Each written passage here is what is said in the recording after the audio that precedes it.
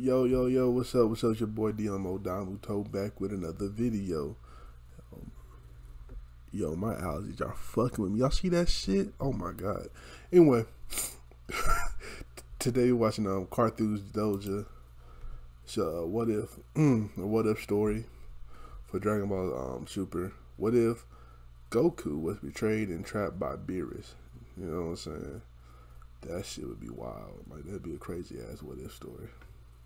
But we about to go listen to it, and let's get into it. During the Tournament of Power, Goku showed that when put under extreme pressure, he could access the power of the gods. In the anime, this power is pretty much confirmed to exceed the gods of destruction themselves. Don't worry about manga scaling for Ultra Instinct Goku, since this story will be following the anime continuity. While Beerus was relieved that his universe won the Tournament of Power, and even pleased Zeno in the process, he couldn't help but have a strange feeling. The thought was put to the back of his mind for the moment until the Saiyan known as Broly arrived on Earth. Broly was near the level of Beerus himself, and a fusion of Goku and Vegeta was more than enough to handle the brutish Saiyan. Now, this was getting out of hand. While Beerus could have probably handled Broly on his own, the fused Saiyan was a different issue. It was easy for Beerus to instill fear into Vegeta, but Goku wasn't easy to keep under control. Goku went to Zeno's palace against Beerus's will. His whole demeanor with Zeno is too friendly and a threat to the universe as a whole. Not only does Beerus fear for his own safety, but he also is afraid that the universe he's in charge of will be lost as well. So as the Broly situation wraps up and Whis returns to Beerus, he tells his attendant that they will no longer be so lenient with mortals.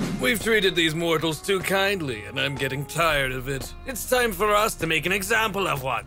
Whis nods his head and says, "Whatever you wish, my lord, but I do hope you don't come to regret this decision." Beerus scoffs at the idea that he'd ever make a mistake, and Whis chuckles to himself, remembering that Beerus was the one who wanted to keep a closer eye on the two Saiyans in the first place. Beerus asks what's so funny, and Whis replies that it's nothing, before leaving Earth for what Beerus thinks will be the last time ever. A few days pass, and Goku teleports from Vampa to Earth. The ending of the Broly movie has just happened, and Goku has given Broly, Chilai, and Lemmo supplies to live a good and healthy life wherever they go. Once he gets to Earth, Bulma finds him and tells him that Whis has called for Goku to come to Beerus's planet immediately. Using the communicator, Goku calls Whis and asks if everything is okay. Whis tells him that he has some training for Goku to do in order for him to further his control and understanding of Ultra Instinct. It's Beerus himself that ordered this, so he has to come today. Goku starts getting excited at the thought of finally controlling that power, so he says he'll leave immediately. Whis asks if Goku needs a flight over, but Goku says he's gotten better at sensing God Ki, so he'll be able to get there on his own with instant transmission. "Well, that saves me the trouble, but before you go, it may be best to tell your family goodbye. This training will take some time after all."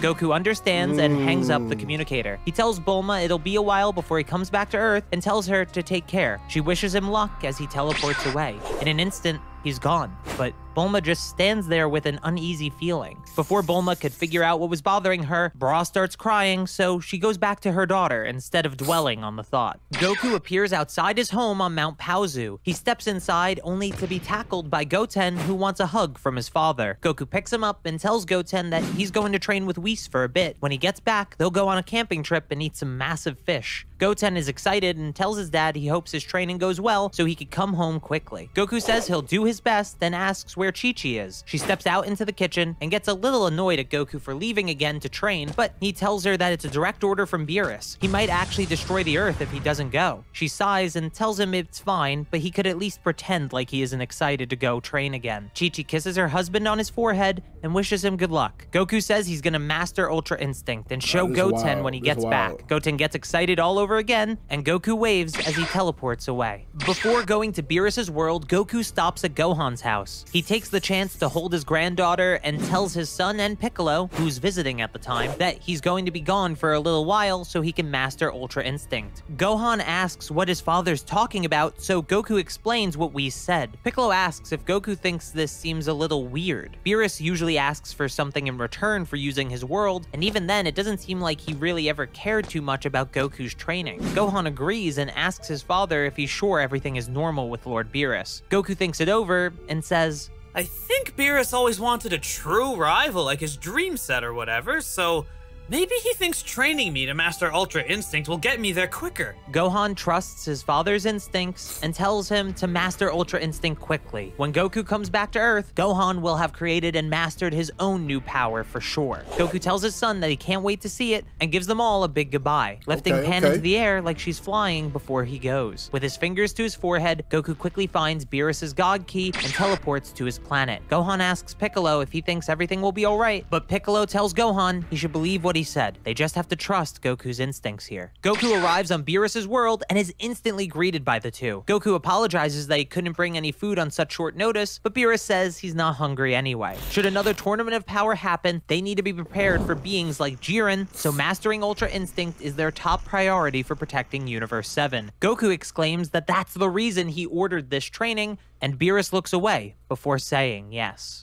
I knew you must have had a reason. Everyone else was a little concerned, but I always knew you were a good guy. Beerus doesn't reply and simply tells Whis to get to work before walking away. Whis nods and asks Goku if he remembers the dimension within Whis' staff. Goku says of course he does. That's the place he mastered God Ki and discovered Super Saiyan Blue after all. Whis tells him that he's going back to that realm, but Whis has altered it, so instead of God Ki, it's a calm heart and mind that are required to move in the dimension. In the Tournament of Power, Goku's Ultra Instinct was explosive, and that backfired. Now he wants to try having Goku access the ability and the form the proper way. Goku is about to ask about food. Sorry, I'm not reacting much, but this is good. Hey, I'm into the story. I'm like, I don't know what's going on, nigga. What's about to happen? But before he can, Whis transports Goku into the staff, where he begins to float around aimlessly and unable to move on his own. He notices that this time, Whis' staff transports itself back out of the dimension, and this just confirms to Goku that he'll be training there for a while. As Goku readies himself for this training, he notices something is very different. This time, his restraints are physically represented by chains holding him in place. This is where I'll master Ultra Instinct, huh? Better begin trying to calm myself then. Meanwhile, outside the staff, Whis makes his way to Beerus and tells the God of Destruction that it's been done. Goku should never be able to escape the confines of that dimension ever again, so he can no longer affect the universe negatively. Beerus lets out a sigh of relief, but Whis asks, "Why didn't you just destroy him, my lord? It would have been a far simpler task than setting all of this up."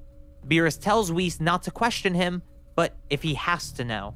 That idiot and his naive outlook are a danger to everything we have. But we only have it because of him.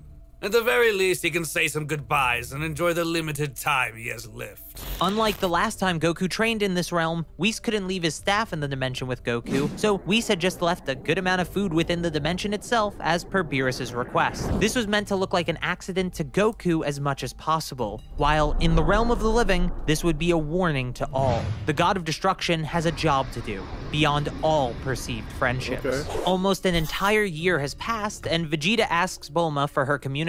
He wants to train with Whis immediately since he's been stuck home for too long. She hands it to him, but he quickly realizes that nothing's happening. He asks her if she broke it, and she says no, she hasn't touched it since Whis used it to call Goku to Beerus' world. Beerus ordered Goku to train, and then nothing since. Vegeta is shocked to hear that, and asks if anyone has heard from Goku since, but she tells him that this training is supposed to take a long time. He was told to even say goodbye to his family. Bulma says she got distracted, but when Whis said that, she got an extremely uneasy feeling. Vegeta tells her that she might have been right. Something is off here. He asks her for the Dragon Radar, and quickly. He has to collect the Dragon Balls since he has no way to Beerus' planet on his own, and Shenron should be able to transport him there, or at the very least bring Goku home if he's in any sort of trouble. Bulma hands him the radar and tells him to save her friend. He nods and flies off. While Vegeta collects the Dragon Balls back on Beerus' planet, inside Whis' staff, Goku floats. He's barely able to control the way he moves, but it's enough that he's been able to find food. By Saiyan standards, he's not eating much. It is enough to survive though. The problem is time moves faster in Whis' staff, and Goku has no idea how long it's actually been. For him, it's felt like years, but it could be less or more. It doesn't help that no matter how hard he tries to keep his heart and mind calm, the chains keep coming back. And even worse, the longer he stays inside, the more he's growing suspicious of Beerus' motives. That only furthers his own emotional distress, but he shakes it off. perhaps naively, and assumes that Beerus being suspicious is part of his training. Back on Earth, Vegeta has managed to gather all the Dragon Balls and summons Shenron, who asks what Vegeta's wishes are. Vegeta gets straight to the point and wishes to be transported to Beerus' world, but Shenron starts to sweat and tells him that he's not allowed to teleport someone to a god's planet. Vegeta then asks for Goku to be brought to Earth instead. Shenron says that shouldn't be a problem. His eyes glow and he searches for Son Goku. Then his eyes dim and he apologizes. The dragon tells Vegeta that Son Goku is in a place beyond Shenron's power to remove him from. Vegeta asks if that means he's on Beerus' world, but he shakes his head. If Goku were on Beerus' world, he'd simply need Goku's permission to teleport him to Earth. But currently, Goku isn't in the normal living universe. That was not the news that Vegeta wanted to hear. Whatever has happened to Goku, it's worse than Vegeta thought, and those wishes were his only plan. He quickly thinks of a last resort and asks to be telepathically linked with Beerus himself. Shenron begins to sweat and asks if there's a different wish he'd prefer, but that's all Vegeta needed to hear. No rules against communication with a god, so he tells the dragon to do it, or Beerus will be the least of his concerns. Shenron gulps and begins a telepathic link between the two. Shenron apologizes as he enters Beerus' mind and tells him he was forced to link the two. Vegeta tells Shenron to keep quiet and asks Beerus what he thinks he's doing with Goku. Beerus lets out a large sigh. You mortals have become far too friendly with me. To think you couldn't take the hint. What are you talking about, Beerus? You sought us out! Beerus gets angry and tells Vegeta that he simply used them, but they all became too comfortable, especially Goku. Oh, shit. So take this as your final warning, Saiyan. I gave Goku a mercy in not destroying him. You will not receive the same kindness.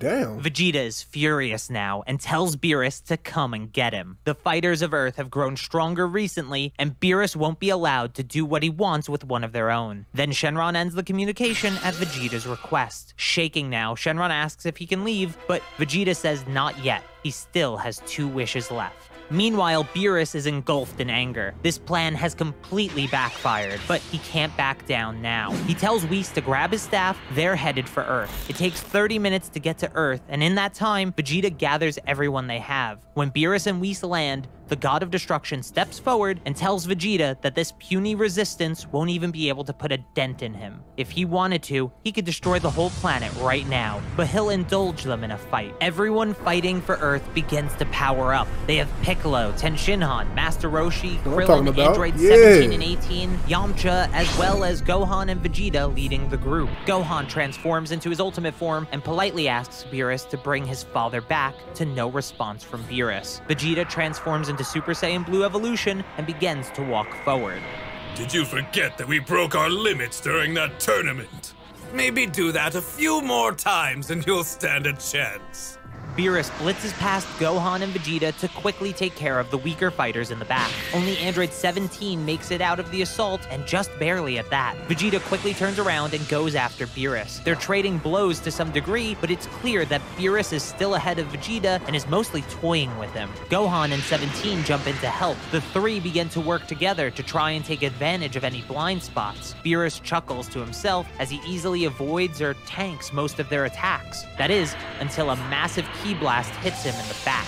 As the smoke clears, he says that actually stung a bit. He turns around to see who attacked him, and he sees a lineup of fighters he'd previously knocked out, all of them looking completely fresh as if nothing had happened. Now he was annoyed. He looked around for anything unusual while he kept track of Vegeta, Gohan, and 17 until he noticed Mr. Satan and Mr. Popo. Now things are starting to add up. The God of Earth is a Namekian after all, so he may possess healing abilities, while Mr. Satan was the keeper of Buu, and he'd seen Buu's healing powers firsthand at the Zen exhibition. As Beerus' eyes are focused on the battlefield, Vegeta notices the opening and screams now. Krillin quickly flies up and uses a solar flare times 100. Even Vegeta's ability to sense God Ki is temporarily hindered by that attack, so it'll buy them a moment at least. As Beerus frantically swings his arms around, the effect wears off, and now he's angry. He screams that he's done messing around after he's finished with them. This backwater planet and everyone on it is getting destroyed. That was the wrong thing to say. A large ki begins to build, and it's not from one of the fighters that Beerus has seen yet. Someone else is coming after him. Do it now, Broly! By the time Beerus turns around, Broly is right in his face in his Super Saiyan full power form. Gohan asks Vegeta what he wants to do next, and Vegeta tells him to hope that Broly is enough. Back when Shenron was summoned, Vegeta used his 2 remaining wishes to teleport himself to Broly's location and then teleport Broly, Chi-Lai, and Lemmo to Earth. He hates that he had to put those 2 in harm's way, but if he didn't, Broly wouldn't transform the way they needed him to. Broly puts up the best fight of any of them, and Beerus even gives him a compliment, saying that he truly might exceed Beerus's power if he trained. That's when Beerus lands a powerful blow. But you need to live to be able to train. A brute like you could never beat me with such unruly attacks! This was their last resort. They did all this for Goku, and if Broly isn't enough, it'll be for nothing. As Beerus finishes with Broly, he drops the hulking Saiyan to the ground, leaving him barely alive. Get them earrings, bro. There's no hope left. Vegeta tells everyone to get ready. This'll be their final stand. They're all nervous, but are ready to die for what they believe in. Vegeta apologizes to his family in his head, and he hopes that Beerus won't destroy the Earth after killing them all. Right as Beerus flies in to finish them off, a brilliant light engulfs the area. He thinks it's another solar flare at first, but this light is different. Whis yells to Beerus, but he can't be heard over the sound the flash of light is making. Then he sees it. Whis' staff is starting to shake in the middle of the light, and it begins to crack. Out of it emerges Goku with brilliant silver hair, the perfected form of Ultra Instinct. Beerus is shocked and asks what Goku thinks he's doing. He sealed the Saiyan away for the greater good of the universe, but Goku remains expressionless. I used to think everyone would be better off without me too. But getting rid of one person doesn't solve anything. You have to face your problems head on. So face me, Beerus. Head on. From Goku's perspective, he'd been trapped in the staff for several years, which gave him more than enough time to master Ultra Instinct. Whis lets out a smile, and Beerus yells at Whis, asking if this was his doing. Well, my lord, you told me to make it convincing. So I actually gave him some training advice for while he was locked away. Beerus is annoyed, but he can't lose sight now. If he's lucky, this power is temporary like the Tournament of Power. Maybe he can outlast Goku. But before the thought could even finish, an attack lands. Beerus couldn't even see it. Goku is faster than at the Tournament of Power, and his attacks are sharper. This is very bad. Well, I could hear some of what was going on from inside that staff. Is it true? Did you do this for the universe? Or were you scared that I could beat you? Beerus doesn't answer and keeps trying and failing to attack back. I don't think you're a bad guy, Lord Beerus, and I don't want to be God of Destruction. So end this now! Beerus stops his next punch halfway. He falls to the ground and admits defeat. As he does, Goku powers down to base, and everyone gathers around. Vegeta goes to get Buu or Dende so they can heal him, but Beerus stops him and has Whis do it. With the tap of a newly made staff, Beerus is fully healed. You may be naive, but you truly are my greatest rival. If you choose to forgive what I've done, I promise you, I will never do anything like this again. Goku asks what Beerus plans to do now. Well, I can't have a mortal be stronger than the God of Destruction. I'll have to start training again and face my problem head on. Goku lets out a smile as Beerus and Whis fly away. Broly has been healed by Buu, and then Goku takes him, Chi-Lai, and Lemmo back to Vampa. Piccolo is annoyed and asks how Goku could just let him go. Vegeta adds that he could come back and do the same thing in the future, but Goku just starts laughing. I think you two should know better than anyone that people deserve second chances. The two quickly shut up and walk away. Goku says he has to see Chi-Chi and Goten. He promised to show them Ultra Instinct as soon as he mastered it. So, as if nothing even happened, Goku teleports to Mount Paozu. Meanwhile, as Beerus and Whis fly back to Beerus' planet, Whis thinks to himself, so even after all of that, he still refuses to let it sour him. Maybe his purity and naivety make him the perfect person to have a calm heart after all. And so ends the story of Beerus betraying Goku. Make sure to like and subscribe if you haven't yet, and thank you so very much for watching. Shout out to Carthu's Doja. Shit, hold on. I'm like that one. Hey, that shit was fire, I ain't gonna lie. I can see that. I can see that actually happening because, you know, Beerus, you know what I'm saying? He's scared of that. He's scared of the mortals. He's scared of what Goku and Vegeta can do. You know what I'm saying? Especially now, you see him with the Ultra Instinct and the Ultra Ego and shit. So, Then Gohan. Then you see fucking Frieza. Like, this nigga, like, I know Beerus is shaking in his boots, nigga. This nigga Frieza, this nigga Beerus like, damn, what the fuck? 4 of them niggas? Then Piccolo, he ain't far behind. Android 17, he probably do some more training and get up there too. Like, what? Like, these motherfuckers strong in Universe 7. Like, you better. No shit, they can fuck around and call Trunks, get him training like on their level, and he.